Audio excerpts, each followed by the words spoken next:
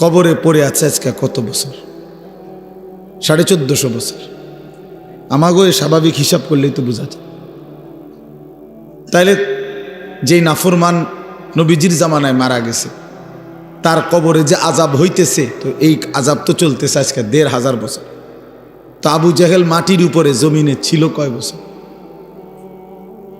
আবু জেহেল মাটির উপরে জীবিত ছিল কয় বছর? 200 বছর।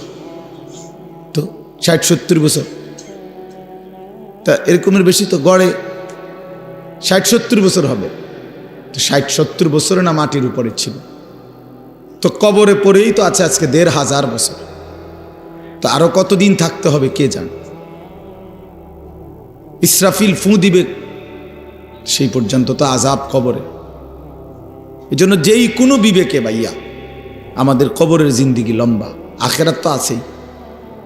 আমার দাদার যিনি বাপ ছিল, বা আমার দাদার যিনি দাদা, মনে করেন উনি কবরে গেছে আজকে কতদিন, উনি দুনিয়াতে ছিল কতদিন, ছিল কতদিন? ছিল নয়তো 60 বছর। কিন্তু আমি, আমার বাপ, আমার দাদা, আমার দাদার বাপ, তার দাদা, তাইলে তো সেই হিসাবে প্রায় 150-200 বছরের ব্যবধান হয়ে যাবে। তো কবরে তো পড়ে আছে আজকে 200 বছর। তাহলে যেই কোনো বিবেচনায় আমাদের মাটির উপরের এই হায়াতের চাইতে কবরের জীবন লম্বা। এরপরে তো হাসর, এরপরে তো আখিরাত, এরপরে তো মিজান, এরপরে তো ফুলসিরাত। এই জন্য প্রিয় বন্ধু, প্রিয় বাপ, ভাবা উচিত। সামান্যতম বিবেক যদি কেউ কাজে না লাগায়, সে আসলে মানুষ না। যার বিবেক কোনো কাজ করে না, সে আসলে মানুষ না। বিবেকহীন সে মূলত অমানুষ, সে মানুষ না, সে পশু কিংবা জানোয়ার, হাইওয়ান, চতুষ্পদ জন্তু। এই জন্য ইনসাফের সাথে নিজের জন্য ভাবা উচিত। আমি এটাই বলতেছিলাম, নিজের জন্য ভাবা উচিত। আসলেই আমি কে? আমি আসলাম কোত্থেকে? কে আমাকে পাঠাইলেন? যিনি আমাকে পাঠাইলেন তিনি আমার কাছে কি চাচ্ছেন? আমি যা করছি তিনি তা চাচ্ছেন কিনা? তিনি যা চাচ্ছেন আমি তা করছি কিনা? প্রতিনিয়ত মানুষগুলো মৃত্যুবরণ করতেছে, কেউ মরতে চায় না, কেউ থাকতেও পারে না। কে তাদেরকে নিয়ে যাচ্ছে? বলো নওজোয়ান, কে নিয়ে যাচ্ছে? এক অদৃশ্য মালিক তাদেরকে নিয়ে যাচ্ছে প্রতিদিন, প্রতিনিয়ত। কেউ তো মরতে চায় নাই, কিন্তু কেউ তো থাকতেও পারে না। এজন্য এটাই অনিবার্য বাস্তবতা যে মরতেই হবে, যেতেই হবে, ফিরতেই হবে আল্লাহর কাছে, ফিরতেই হবে। তাহলে কাজেই যেটা চিরন্তন বাস্তবতা, যেটা অনিবার্য সত্য, সেটাকে পাশ কাটানো বুদ্ধিমানের কাজ না। এটা কোনো বুদ্ধিমান হইতেই পারে না। মৃত্যু যেহেতু আমাকে বরণ করতেই হবে, আল্লাহর মুখোমুখি যেহেতু আমাকে হতেই হবে, কাজে বুদ্ধিমান তো সেই যে এই ব্যাপারে প্রস্তুতি নেয়। কারণ আমি তো এটা এমন কোনো বেলা আমি নেতা দইরা এই দল কিংবা ওই দল কিংবা কোনো রকম কোনো ছল ছাতুরি করে যেহেতু আমি কবর থেকে, মৃত্যু থেকে নিজেকে আড়াল করতে পারবো না, কোনো সিস্টেমে নাই, ন্যূনতম কোনো সম্ভাবনাও নাই, তাহলে অতএব কবরের জন্য প্রস্তুতি নেওয়া, আখেরাতের জন্য প্রস্তুতি নেওয়া, এটাই বুদ্ধিমানের কথা। কারণ এটা তো আমাকে বরণ করতে হবে, তার চাইতে ভালো রেডি হয়ে যাই, প্রস্তুতি নিয়েই যাই। মরতেই হবে যখন, যেতেই হবে যখন। আমার বাপ যদি এই কথাটা আমি বুঝি আমার লাভ, আপনি বুঝলে আপনার লাভ। জওয়ান ছেলে তুমি বুঝলে তোমার লাভ। বাপ হাসি ঠাট্টা রং তামাশা, এই খামখেয়ালি, এটা আসলে কোনো জিন্দিগি না। যৌক্তিক কথা এটাই যে বুদ্ধিমান, বিবেকবান, বিচক্ষণ মানুষ কোনো কাজেই পরিকল্পনাহীন করে না। পরিকল্পনাহীন কাজ তো পশুর হইতে পারে, গন্তব্যহীন, টার্গেটবিহীন জীবন তো জানোয়ারের হতে পারে, মানুষের হইতে পারে না। পাগল ছাগলের হইতে পারে, মানুষের হইতে পারে না। কোনো বা আছে যদি কোনো প্যাসেঞ্জার উঠা কন্ট্রাক্টর যদি জিজ্ঞেস করে কই নামবেন, এখন প্যাসেঞ্জার যদি বলে তোমার জেনে মন চায় একখানে নামায় দিও, তো সে কি বলবে? হেল্পার রে কবি এই পাগল কি লেগে উঠাইলাম? এই পাগল বলতেই পারে না কোথায় নামবে। এখন তুমি নওজোয়ান, বলো ভাইয়া তুমি কোথায় থামবা? তোমার মঞ্জিল কোথায়? দিন রাত যারা মোবাইলে ছবি দেখো, প্রিয় বন্ধু কোথায় গিয়ে থামবা? মানে এই ছবি দেখা থামবে কোথায়? নারী ছাড়া, অশ্লীল দৃশ্য ছাড়া যাদের দিন কাটে না, রাত কাটে না, দোস্ত আমার থামবা কোথায় গিয়া? একটা হিসাব কও যে ইনশাআল্লাহ হুজুর আমি টার্গেট নিছি 30 বছর নারী দেখব, অথবা আগামী আরো 6 বছর বেডির ছবি দেখব, উলঙ্গ দৃশ্য দেখব, এরপরে থাইমা যাব, সেটা কও। কোনো টার্গেট নাই, কোনো গন্তব্য জানা নাই, পথ জানা নাই। তো এ তো ছাগলের জিন্দিগি, এ তো মাতালের জীবন, তো পাগলের জীবন, এ তো অসুস্থ জিন্দিগি ভাইয়া, এ তো অসভ্য জিন্দিগি, হাইওয়ানের জীবন।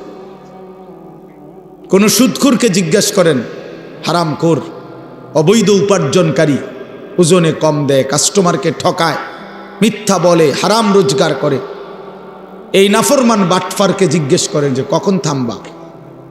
কতদিন পরে তোমার টার্গেট কয়দিন মিথ্যা বলবা? চাহিদা পূরণ হবে কোন দিন? কশ্চিন কালেও না, কোনোদিনও পূরণ হবে না। রাক্ষসা এই দুনিয়া কোনোদিন তৃপ্ত হতে দেয় না, কাউকে না, কাউকে না, কাউকে না। 7 রাজার ধনও যে পাইছে সেও অতৃপ্ত, অতৃপ্ত। 7 মহাদেশের সম্পদের মালিকও যে হইছে সেও অতৃপ্ত। কারুন আল্লাহ তাআলা তাকে অগাধ সম্পদ দিছে। ওয়া আতাইনাহু মিনাল কুনুজি মা ইন্না মাফাতিহাহু লাতানু বিল উসবাতি উলিল কুওয়া। কোরআন শরীফে আছে, আল্লাহ বলে আমি কারুনকে এত বেশি পরিমাণ স্বর্ণ রৌপ্যের ভান্ডার দিলাম, ভান্ডার যেগুলোর চাবি বহন করবার জন্য শক্ত সামর্থ্য যুবকের পিঠ বাঁকা হয়ে যাইত। 70 জন যুবকের পিঠ বাঁকা হয়ে যেত, বাঁকা হয়ে যেত। এই অসুবিধা না, আমরা এত পেরেশানি করে না, কিছু অপদার্থ থাকবেই। এই 1 প্যাকেট বিরিয়ানি লেগে ঘুরতে আছে, কথা বুঝছেন না? এই কিছু অসভ্য থাকবেই, এইটা আপনি চিন্তা করেন না। যতক্ষণ রাতের যদি 3টাও বাজে, তারপরও 1 প্যাকেট ঠান্ডা বিরিয়ানির লেগা ঘুরতে আছে বাহিরে, বুঝছেন না? কথা বলবো, আওয়াজ করব, অর্থাৎ উদ্দেশ্য হলো হুজুর আপনার এগুলো আলাপ বন্ধ করে যেটা দই না এটা দিয়ে আনা লাগবে, বুঝলেন না কথাটা? হ্যাঁ হ্যাঁ, এই জন্য এত চিন্তা করে হইতো না, এত জনের কথা ভাবলে পারতেন না। আমি এই জন্য বলছি আপনার জন্য শুনেন, আমি আমার জন্য শুনি, খালাস। এটা আমরা সহজ হিসাব। তাইলে নির্দিষ্ট কোনো পরিমাণ শ্রোতার কোনো কোটা নাই, যে এত শ্রোতা না হইলে একটি মাহফিল ব্যর্থ, একজন বক্তার ওয়াজ ব্যর্থ, শ্রোতা যদি 10,000-এর কম হয় না, এমন কোনো সিস্টেম কোরআন সুন্নাতে নাই। কথা বোঝেন নাই আপনি? আমি এক আল্লাহর কথা বলার জন্য কমপক্ষে 100 মানুষ না হইলে হইবে না, এমন কোনো নিয়ম নেই, এমন কোনো সিস্টেম কোরআনে নাই, কথা নাই। বরং আল্লাহ নবী সাল্লাল্লাহু আলাইহি সাল্লাম বলছেন, ফাওয়াল্লাহি লা আন ইয়াহদিয়াল্লাহু বিকা রাজুলান ওয়াহিদান খায়রুল লাকা মিন হুমুরিন নাআম। আল্লাহর নবী সাল্লাল্লাহু আলাইহি সাল্লাম বলেন, আল্লাহর কসম, তোমার দ্বারা একজন ব্যক্তি আল্লাহর রাস্তা পাওয়া, হেদায়েত পাওয়া, গোটা আরবের সবগুলো দামি উট তোমাকে হাদিয়া দেওয়ার চাইতে কোটি গুণে বেশি উত্তম। কয়জন লোক? একজন, স্রেফ একজন। আমার 30 বছর বলার দ্বারা যদি একজন মানুষ আল্লাহকে পায়, এই 30 বছরের বিনিময়ে হতে পারে আমার নাজাতের জন্য ওই একজনই যথেষ্ট। কোরআন শরীফে আছে, মিয়া সাহেব, কোরআনুল কারীমের মধ্যে আছে, আপনারা হুজুরদেরকে জিজ্ঞাসা করেন, আমরা কইমাম সূরা ইয়াসিনের মধ্যে একটা ঘটনা আছে। 3 জন নবী, 3 জন রাসূল একটি এলাকার মানুষকে, ওনারা আল্লাহর রাসূল, 3 জন রাসূল লাগাতার দিবানিশি মানুষকে আল্লাহর দিকে ডাকছেন। 3 জনের সম্মিলিত প্রচেষ্টায় কালেমা পড়ছে সির্ফ একজন। কয়জন? একজন। যা আমিন আকসাল মদিনাতি রাজুলুন, রাজুলুন কয়জন? একজন। অথচ রাসূল 3 জন। ফাআজ্জাজনা বিসালিসিন, এই যে ফাকালু ইন্না ইলাইকুম মুরসালুন। আল্লাহ বলেন প্রথম দিছিলাম 2 জন, পরে আরো একজন দিয়া মোট 3 জন পুরাইলাম। 3 জনে মিলে বলছে, হে আমাদের জাতি, আমরা 3 জন তোমাদের নিকট আল্লাহর রাসূল। 3 জনের দিবানিশি মেহনতে ইমানদার হয়েছে শুধু একজন। ওয়াজা আমিন আকসাল মদিনাতি রাজুলুন, এই একজন, ওই একজন লোক যেদিন নিজের কালেমা প্রকাশ করছে, পুরা জাতি ওনারে ধইরা মারতে মারতে ওইখানেই শহীদ করে ফেলছে, মেরেই ফেলছে, মেরেই ফেলছে। ঠিক যখন ওনার জান কবজ হয়, তাফসীরের মধ্যে আছে আল্লাহর ফেরেশতারা জান্নাতের ঘর ওনার চোখের সামনে তুলে ধরছে। আর ফেরেশতারা বলছেন কিলা দুখুলিল জান্নাহ, হে আল্লাহর বান্দা এই মুহূর্তেই জান্নাতে ঢোকো। ও দুখুল, ও দুখুল, কিলা দুখুলিল জান্নাহ, এখনই জান্নাতে ঢোকো। তখন সেই আল্লাহর বান্দা মরতে মরতে ওই ইমানদার একজন বলতেছে, ক্বালা ইয়া লাইতা কওমি ইয়ালামুন, হায় আমার জাতি, তোমরা যদি বুঝতা, জানতা যে তোমরা আমাকে হত্যা করে রক্ত ঝরিয়ে তোমরা ভেবেছো তোমরা জিতে গেছো। না আমার জাতি, তোমরা আমাকে হত্যা করো নাই, বরং আমার জান্নাতে ঢুকায় দিছো। ইয়া লাইতা কওমি ইয়ালামুন বিমা গফারা লি রাব্বি, আরে আমার আল্লাহ তো আমারে পুরা মাফ করে দিছে রে। ও জাআলানি মিনাল মুকরামিন, আমারে তো সম্মানিত জান্নাতি বান্দাদের অন্তর্ভুক্ত করে দিয়েছে। হ্যাঁ, এই জন্য কয়জন ভাইয়া? একজন। একজন, একজন মানে ইমানদার কয়জন হইছে? একজন, একজন। এই জন্য সংখ্যা কোনো বিষয় না। 10,000, 10 লাখ, 5,000, 50 লাখ, এটা কোনো কথা না। শ্রোতা কম না বেশি, এটা কোনো বিষয়ই না। বিষয় হলো আল্লাহর কথা বলা, বলতে থাকা, রাত দিন বলতে থাকা, প্রতিটা সুযোগকে কাজে লাগানো। 1 জন হোক, 10 জন হোক, একাকী হোক, প্রকাশ্যে হোক, হ্যাঁ দিনে হোক, রাতে হোক, মাইক হরন কোনো কিছুই জরুরি না। আল্লাহর কথা বলা, কবি আরশ পর, কবি ফরশ পর, কবি উনকে দর, কবি দর বদর, গমে आशिकी तेरा शुक्रिया, मैं कहाँ कहाँ से गुजर गया, कभी हो रास्तों में तन्हा, कभी हो गुरूदे सहरा। আল্লাহ, এজন্য বাপ আল্লাহর কথা বলতে থাকা। তো বলতেছিলাম নিজেদের ফিকির করা চাই, নিজের ফিকির দরকার, ফিকির দরকার, দিলের মধ্যে ফিকির দরকার, অন্তরের মধ্যে অনুভূতি দরকার। আমি যে কথাটা বলতেছিলাম, হাফেজে কোরআনের কথা বলতেছিলাম, মূলত একটু আগায়া বসতেন অনুরোধ করছে, যেহেতু রাত হয়েছে, আমারও তো কষ্ট লাগে আপনার করে নাড়াচাড়া করাইতে, কিন্তু এখন তো জায়গা একটু দরকার সামান্য, এই জন্য একটু আগায়া বসেন, যেন একটু হিম্মত করেন, সামান্য এই 1-2 ইঞ্চি করে আগাইলে একটু বরকত হবে। দেখেন ভাই, একটু নড়ে চড়ে বসেন, নওজোয়ান ভাই তোমরাও নড়ে চড়ে বসো, ছেলেরা তোমরা আগায়া বসো ভাই। আল্লাহ তাআলা কোরআনে বলছে, তুমি যদি আমার বান্দাকে জমিনে জায়গা দাও, প্রশস্ত করে দাও একটু জায়গা, আমি তোমার অন্তর প্রশস্ত করে দেব। ইয়াফসাহিল্লাহু লাকুম, আল্লাহ দিল বড় করে দিবে, জান্নাতে জায়গা দিয়ে দেবে ইনশাআল্লাহ। মাশাআল্লাহ। আচ্ছা, তো বলতেছিলাম, এই শেষ কথা শুনেন। তাইলে আমার উদ্দেশ্য ছিল ওই মাঝখানে কথা আবার বদলাইয়া ফেলছি, হলো মোবাইলের কথা বলতে গিয়ে বলতেছিলাম আর কি, যে কেবল অন্যকে দেখানোর ফিকির এটাই যথেষ্ট না ভাইয়া, নিজের ফিকির করা দরকার। আমার নিজের ফিকির আসা দরকার, আমি কে, আমি কোত্থেকে আসলাম, আমার আসলে কি করণীয়, একটা সুনির্দিষ্ট গন্তব্য, জীবনের একটা লক্ষ্য নির্ধারণ করা, এটা বিবেকবানের উচিত। আমার মনে আছে আমি ছোটবেলায় প্রাইমারি স্কুলে পড়ছি, যখন আমাদের স্কুলে থাকতেই, প্রাইমারিতে থাকতে, বাংলাতেও ইংরেজিতেও আমরা রচনা লেখছি, পড়ছি, আমার জীবনের লক্ষ্য, এইম ইন লাইফ, এটা ইংরেজি রচনাও পড়ছি, বাংলা রচনাও পড়ছি। আমার জীবনের লক্ষ্য কি, আমার জীবনের টার্গেট কি? তাহলে সুস্থ স্বাভাবিক মানুষ তার জীবনের একটা লক্ষ্য উদ্দেশ্য নির্ধারণ করে। হ্যাঁ, তোমরা যারা এক ওয়াক্ত নামাজ পড়ো না, আমার বন্ধু, একবার হলেও বিবেককে প্রশ্ন করো, তোমার জীবনের লক্ষ্য কি? এর দ্বারা কি বুঝাইতে চাচ্ছ আল্লাহকে? আল্লাহকে কি বলতে চাচ্ছ?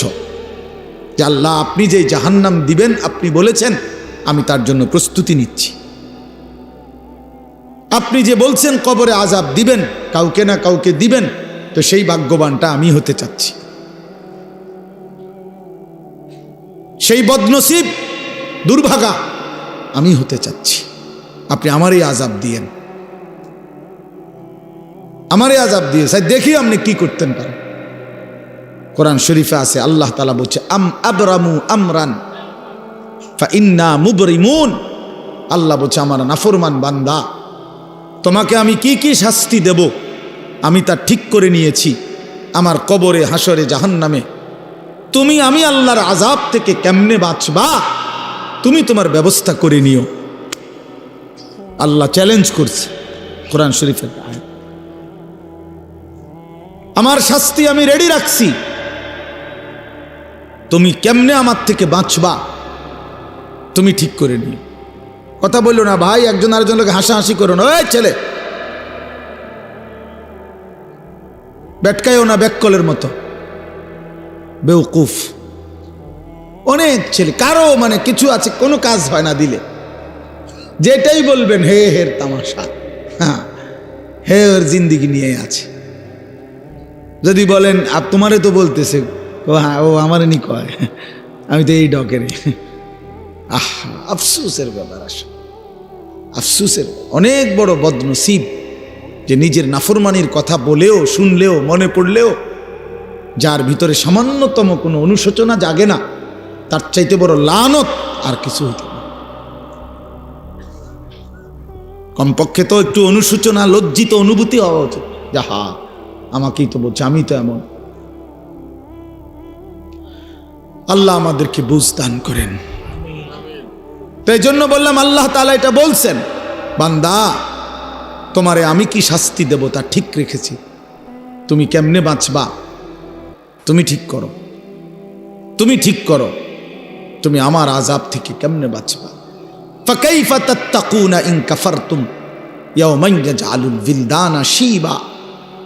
কোরআন শরীফে আল্লাহ বলে, বান্দা এই যে দিন রাত তুমি আমার নাফরমানি করছো, হায় বান্দা জানো সেই হাসরের দিন তুমি কেমনে বাঁচবা, যে দিনের একদিনের পেরেশানি, কষ্ট, দুঃখ, যন্ত্রণা আল্লাহ নিজে বলছে, খোদার কসম বাপ, আল্লাহ বলছে বান্দা একদিনের পেরেশানি হাসরের মাঠের কুলের বাচ্চাটাকে বুড়া বানায় ফেলে।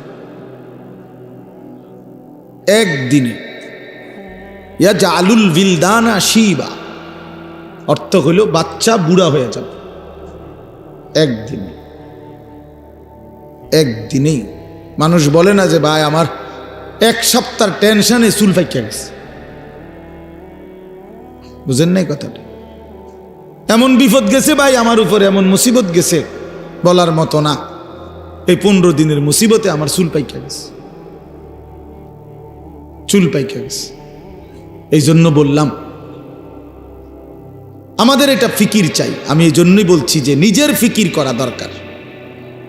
মোবাইলের কথা বলতে গিয়ে এটা বলছি না।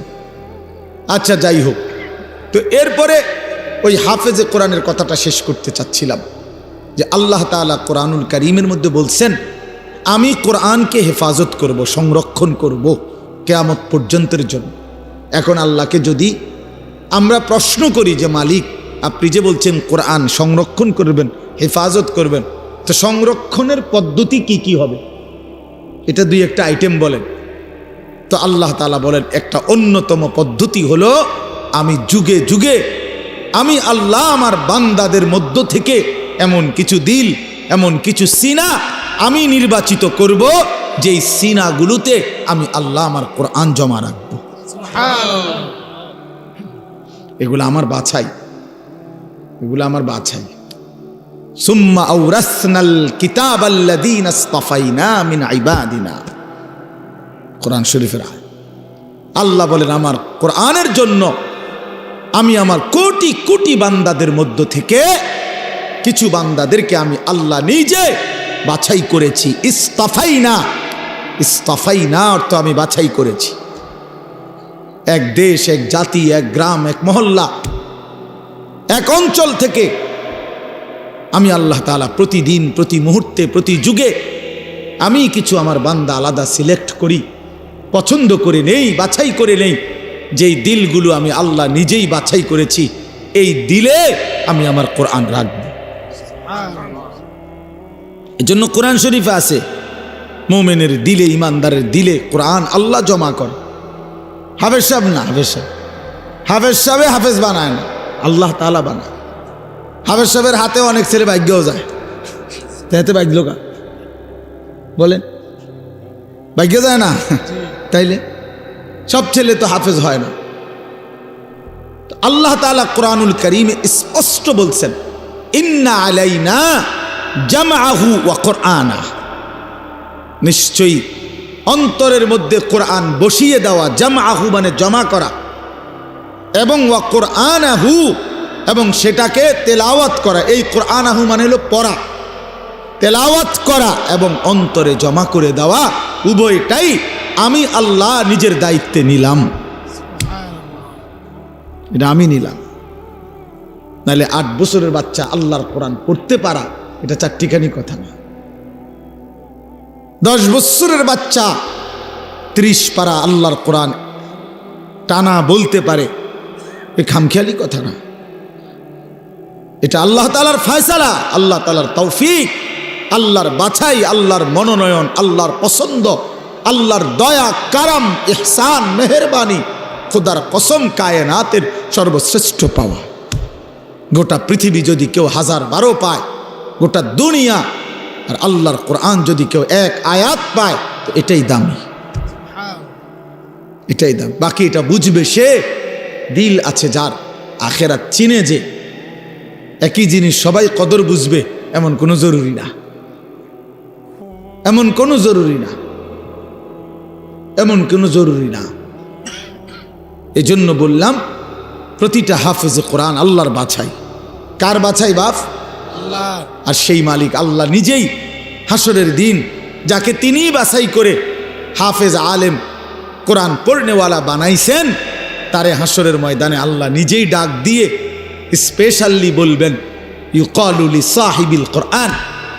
আল্লাহ নবী সাল্লাল্লাহু আলাইহি সাল্লাম বলেন কিয়ামতের দিন আল্লাহ তাআলার পক্ষ থেকে হাফেজে কোরআন, কোরআন পড়নেওয়ালা, তাকে আল্লাহর পক্ষ থেকে বলা হবে ইকরা ওয়ারতাকি, আমার বান্দা তুমি আমার কালাম পড়ো আর জান্নাতের উপরে উঠতে থাকো।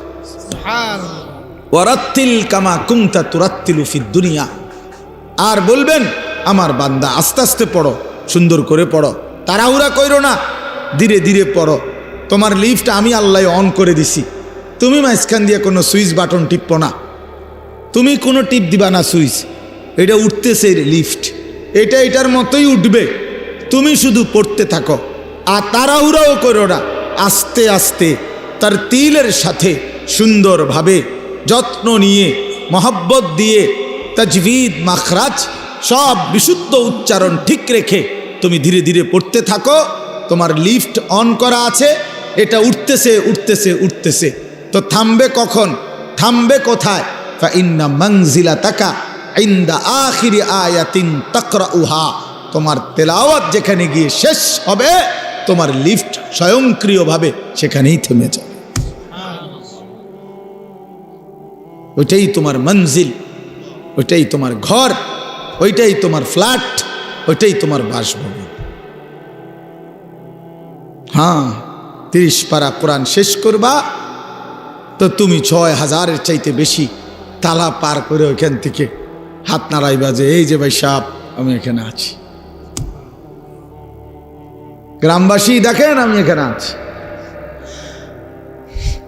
এই জন্য কোরআনুল কারীমের হাফেজ অনেক দামি, অনেক দামি। আপনার চোখে এটা একটা সামান্য পাগড়ি, আমাদের চোখে এটা অনেক কিছু, এটা অনেক কিছু। এটা 300 টাকার একটা পাগড়ি না, এটা অনেক বড় সম্মান, অনেক বড় এজাজ, অনেক বড় মর্যাদা। এটা আল্লাহর দান। যালিকা ফাদলুল্লাহ ইউতিহি মান ইয়াশা। আল্লাহ বলছেন এটা আল্লাহ তাআলার অনুগ্রহ, আর তিনি যাকে ইচ্ছে করেন এমন দয়া তিনি তাকে করেন। আল্লাহই করেন, আল্লাহই করেন। এজন্য স্বপ্ন দেখেন, কলিজা দিয়া ভাইবেন, আল্লাহর কাছে দোয়া করবেন যে আল্লাহ আমার সন্তান যেন হাফেজে কোরআন হয়, আমার সন্তানকে আপনি আপনার সেই পছন্দনীয় বান্দাদের অন্তর্ভুক্ত করেন যাদের জন্য আপনি কোরআন দিবেন, যাদের সিনায় আপনি সিদ্ধান্ত নিছেন আমার ছেলেটাকে সেই দলভুক্ত করে দিয়েন। আমিন। আল্লাহ আমাদেরকে কবুল করে নেন, আমাদের প্রত্যেকের সন্তানকে আল্লাহ তাআলা কোরআন পড়নেওয়ালা বানিয়ে দেন। যেই বাচ্চাগুলো আপনাদেরকে জানাজার নামাজ দেখাইছে, আমাদের সারা বাংলাদেশে আলহামদুলিল্লাহ নুরানি পদ্ধতি এতটা জনপ্রিয় এখন, আমার তো দৃষ্টিতে এখন আর এগুলো কিচ্ছু দেখাইতে হয় না।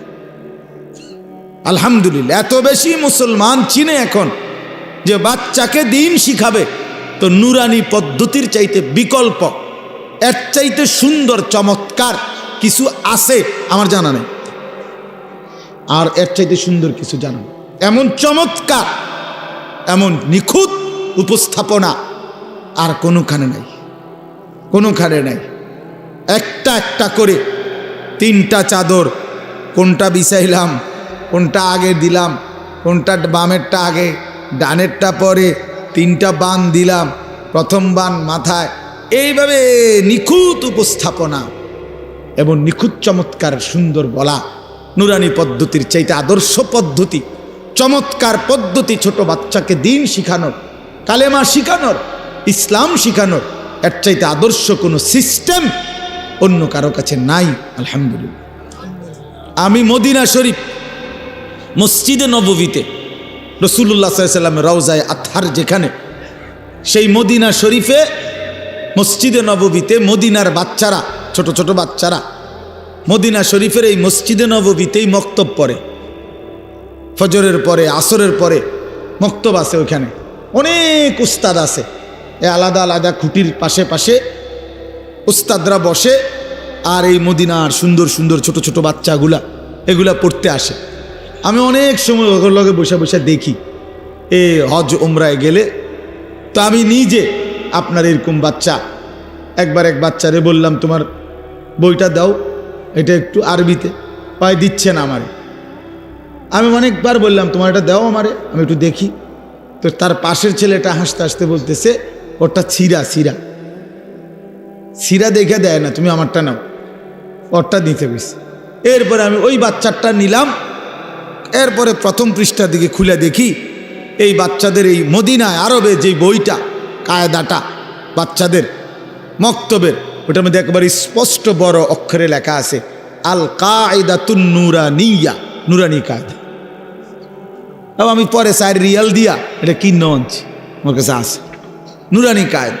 মানে এই নুরানি পদ্ধতি হযরত মাওলানা কারি বেলায়েত হোসাইন রহমতুল্লাহ আলাই, এই মহামানুষটি 43 বছর একটানা উনি বলছেন আমাকে, হাফিজি হুজুর রহমতুল্লাহ আলাই বলছিলেন, হাফিজি হুজুর বলছিলেন, হাকিমুল উম্মত মুজাদ্দিদুল মিল্লাত হযরত মাওলানা শাহ আশরাফ আলী থানভী রহমতুল্লাহ আজাল্লেস বড় উঁচা একজন খলিফা ছিলেন হাফিজি হুজুর রহমতুল্লাহ আলাই। বাংলাদেশের সমস্ত ইমানদার ওনার নাম জানে, হাফিজি রহমতুল্লাহ আলাই। এই উনি ওনারে বলছিলেন কারি বেলায়েত হোসেন সাহেবকে যে আপনি এমন একটা সুন্দর সহজ কোনো কৌশল, মুসলমানের বাচ্চারা দিন শিখবে, সূরা কেরাত, দোয়া কালাম শিখবে, আপনি একটা পদ্ধতি বাহির করেন। উনি 43 বছর একটানা ওই নুরানির বই, বাচ্চাদের যে বই পড়ায়, আপনি বইয়ের শুরুতে ভূমিকাতে এটা লেখা আছে। উনি বলছেন আমার 43 বছরের সাধনার ফসল এই নুরানি পদ্ধতি। এই সুরে সুরে বলা, এই টাইনা টাইনা বলা, এই কোনটার পরে কোনটা সিরিয়ালে বলা, 2 রাকাত নামাজে 60টি মাসআলা, এই এমনি এমনি এক সুন্দর তালে তালে কর। অজু ভঙ্গের কারণ এতটি, নামাজ ভঙ্গের কারণ এইটা। আমার মাদ্রাসা তো দেখ বাচ্চা ওই যে হুজুরে যে পড়বার সময় আপনি একটু ডুলছে, ও বাচ্চা ওই ঘড়িটা কইবার সময় ডোলে। আরে তো ডোলো কা, ওই যে ওস্তাদ যে এমনি ডুলছে, হেতে এই ডুলাটাও ঠিক রাখছে, এমন নিখুঁত, এমন চমৎকার। এই জন্য আমি এইটাও আপনাদেরকে বললাম, নুরানি পদ্ধতি আল্লাহ তাআলার কাছে একটা মকবুল পদ্ধতি। আলহামদুলিল্লাহ, আপনাদের বাচ্চাদেরকে আপনারা কোরআন শিখাবেন, দিন শিখাবেন। ছোট্টবেলার এই 3 বছরের নুরানি আমার শায়েখ আল্লামা মুফতি মুশতাকুন নবী সাহেব বলে, এই 3টা টিকা 3 বছরে, মানে নুরানির 3টা টিকা দিয়া দিয়েন, মৃত্যু পর্যন্ত আল্লাহকে ভুলবে না, সেজদা ভুলবে না, নামাজ ভুলবে না, সূরা কেরাত আর অশুদ্ধ হবে না, শুদ্ধ হবে। আমার ছোট্ট এই জীবনে, রাগ করেন না, আমার জীবনে আমরাও শত শত জানাজা আমরাও দেখছি, পড়তে গেছি, পড়তে যাই। বহুত মাতবর আইয়া জানাজার টাইমের আগের থেকে রেডি হইয়া থাকে, মাইকটাকে দূর বক্তব্য দিব, হ্যাঁ 1 মিনিট 1.5 মিনিট। হ্যাঁ, আগের ওয়াক্ত নামাজ পড়ছে কিনা ফরজ সন্দেহ আছে, কিন্তু জানাজার সামনে আগে একবারে রেডি, মানে কুদুর বক্তৃতা দিব এখানে।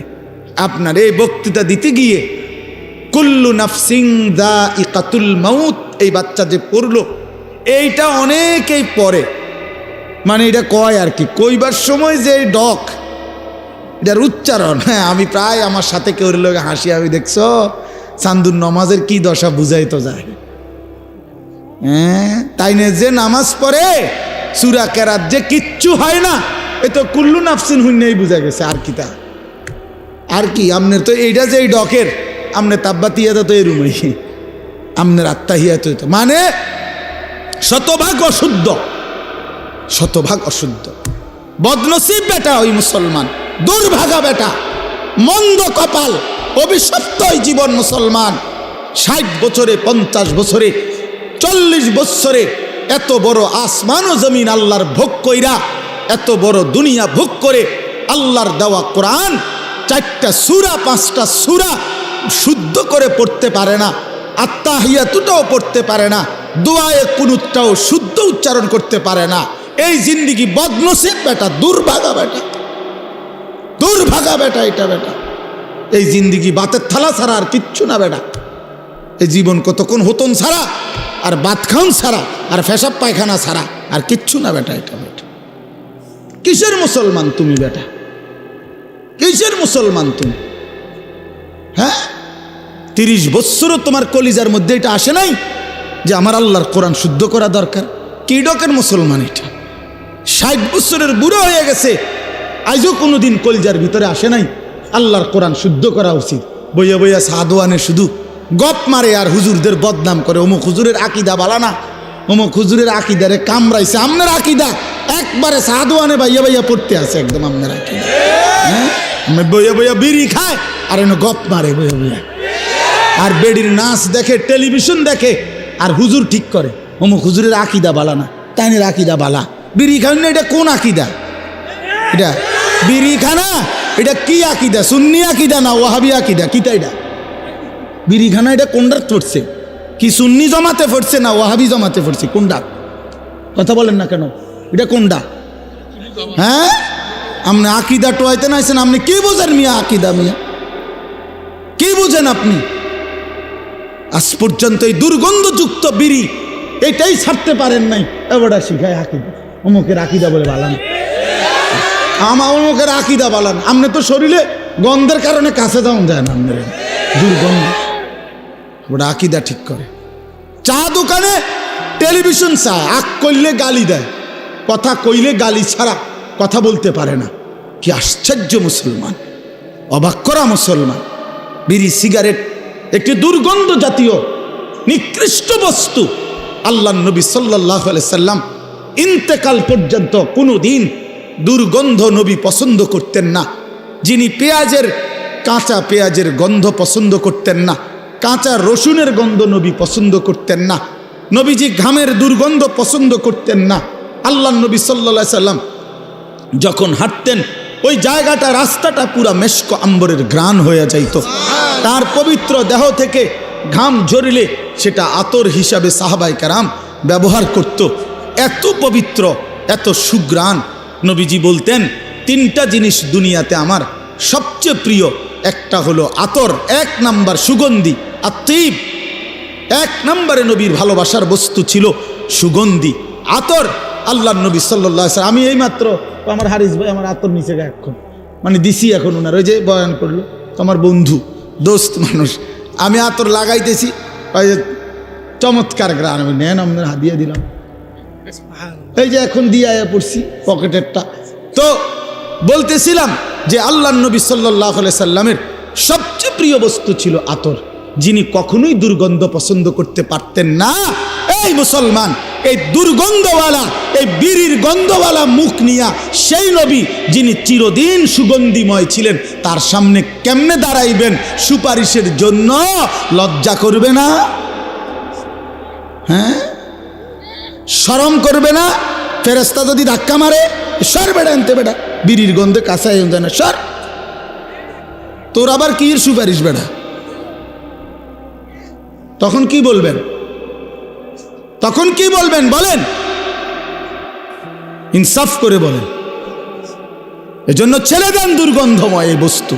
যাদের এই বিড়ি সিগারেটের বদ অভ্যাস আছে, এটা নিকৃষ্ট অভ্যাস না। আছে আয়ুন, তোমারও দোষ আছে, মানুষেরও চোখ আছে।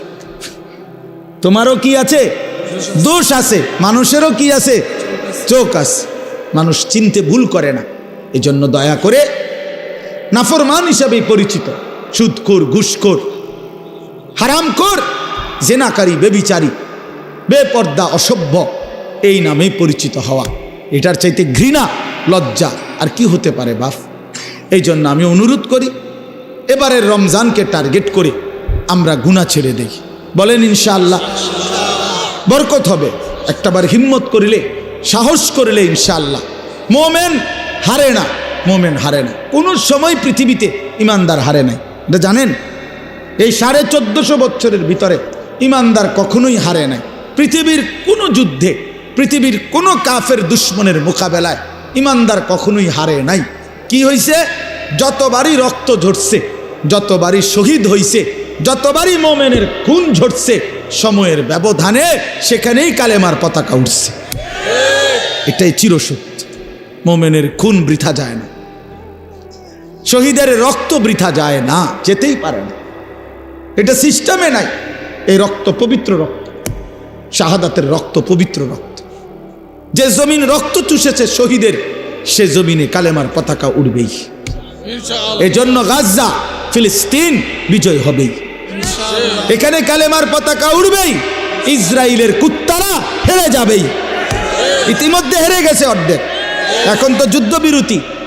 কুত্তার মতো ঘাড় নোয়াইয়া, ঘাড় নামায়া সারা পৃথিবী ইউরোপের সাহায্য নিয়ে, হাজার হাজার কোটি মার্কিন ডলারের সহযোগিতা নিয়ে, সর্বাধুনিক অস্ত্র দিয়েও 15 মাস যুদ্ধ করেও গাজা একটি অঞ্চলের মুসলমান মুজাহিদিনদের সাথে পারে নাই। 50,000 মুসলমান শহীদ করছে। 6 লক্ষ বাচ্চা এতিম করে ফেলছে। হাজার লাখ মা বোন, স্বামী হারা, বাপ হারা, সন্তান হারা। এ সব কিছুর বিনিময়েও ইসরায়েলের ইহুদি কুত্তারা 15 মাস লাগাতার যুদ্ধ করার পরেও এই জানুয়ারিতে তারা যুদ্ধবিরতি দিয়ে ইসরায়েলের বেঈমান ইসরায়েলে ফিরে গেছে। আবার যুদ্ধ করবে, ঠিক আছে, আবার হারবে। এই যুদ্ধ করতে করতে একদিন একেবারে নিশ্চিহ্ন হইয়া কালেমার পতাকা পুরা ফিলিস্তিনে উড়বে। ইসরায়েল নামে পৃথিবীতে মূলত কোনো রাষ্ট্র নাই। এটা কোনো রাষ্ট্র না, এটা ফিলিস্তিন। পুরাটা মূলত কি?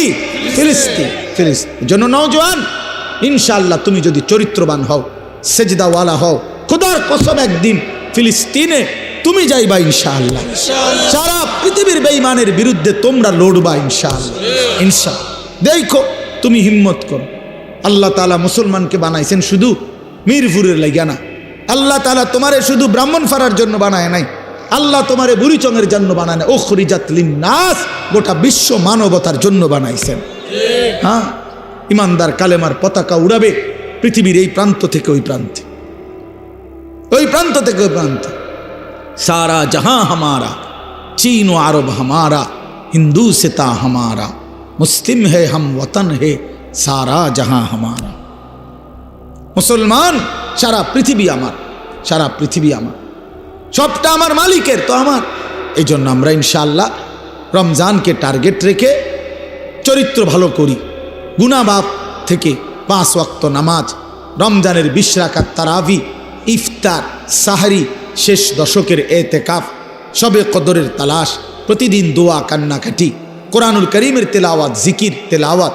যাদের সূরা কেরাত অশুদ্ধ তারা সূরা কেরাত ঠিক করেন, দোয়া কালাম ঠিক করেন। রমজানটাকে পুরা আপনারে দেখলেই যেন মনে হয়, আপনার রমজান দেখলেই মনে হয় আপনি অন্য ফিকিরে আছেন, আখিরাতের ফিকিরে। কোন ফিকিরে? আখিরাতের। আল্লাহ তাআলা আমাকেও তৌফিক দেন, আমাদের সবাইকেই ঈমান আমলের জিন্দেগি গ্রহণ করে রমজান পর্যন্ত হায়াত ভিক্ষা দান করেন। আমিন। সুবহানাল্লাহি ওয়া বিহামদিহি, সুবহানাকাল্লাহুম্মা ওয়া বিহামদিকা, আশহাদু আল্লা ইলাহা ইল্লা আনতা, আস্তাগফিরুকা ওয়া আতুবু ইলাইক।